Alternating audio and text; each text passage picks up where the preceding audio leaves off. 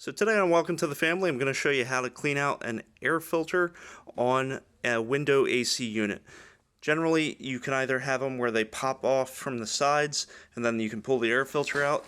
This one is a GE brand, and what I notice over here is if you just come up under here, you can pull that filter right out. Alright, so we took the filter out. Now, you can see that there's a little buildup of dust. You can take a dustpan or a broom or something, brush this off.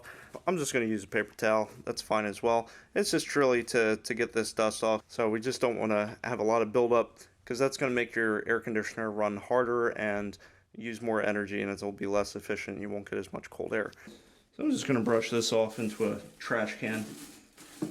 And you can see how quick and easy this is. It's not a big deal.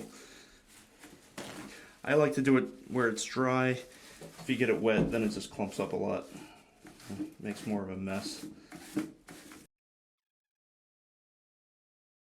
Now it's nice and clean, so we'll reinstall this. I'm just going to place that in there.